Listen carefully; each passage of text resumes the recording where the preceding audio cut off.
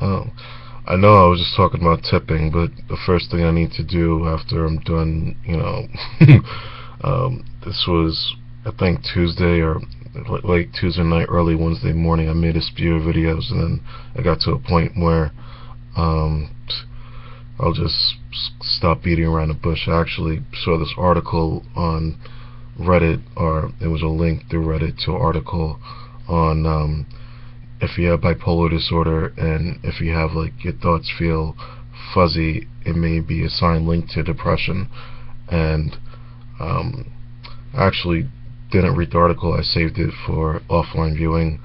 For those of you who like don't have Chromebooks or don't know too much about Chromebooks, there's not there's limited things you can do if you don't have internet connection. And I remember someone, the pastor at the church I go down to in Florida, he's telling me, yeah, like Chromebooks are very limited when you're not connected online. And my response is that, well, you sort of learn to sort of adapt. I know with a lot of Windows computers, the one thing I wanted to do more than anything else was to get online, and it would take sometimes up to 15 minutes to load up Firefox, Internet Explorer, Chrome, whatever browser you use, and start actually going to like Google. And so, I mean, if I had to do the trade-off, I'm not going to spend like $1,500 on a MacBook Air.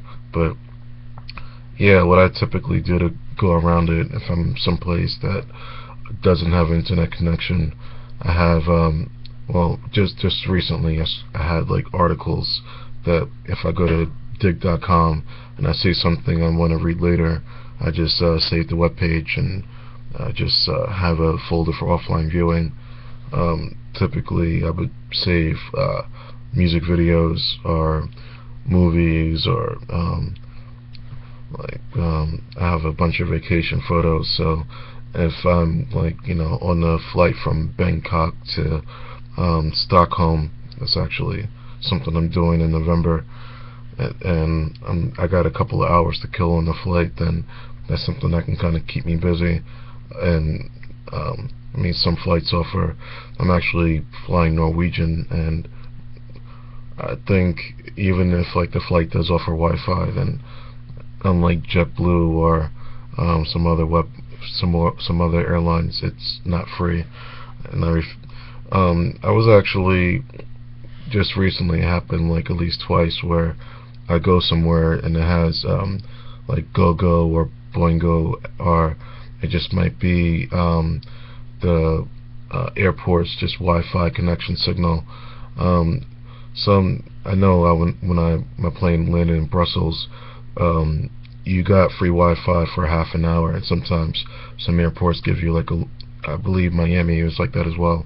If you it's like free internet, but only for that duration of time. And like I said before, GoGo and Boingo, I know one of those two. I was actually the first time I saw the logo to the web connection, I automatically assumed that I would have to pay for it. Sort of similar with sometimes you go to I was outside of Atlanta. I was in Marietta, Georgia, and I was at a strip mall, and there was this one, I forgot the name of the cable company, but it actually had the option of it gave you an hour free internet, and I was like, oh wow. So sometimes if I see Time Warner Cable, Xfinity, etc., sometimes I check to see if that option is available, if they give you like an hour of complimentary internet access. But internet access wasn't what I was going to talk about. I was actually going to talk about the fact that the last video was actually weird, ended in after 5 minutes. This one got 30 seconds, but I'm just going to end it a little early because that wasn't what I was going to talk about. What I did want to talk about was how I came about watching Aida at your college. So I'm going to stop this and start the next one shortly.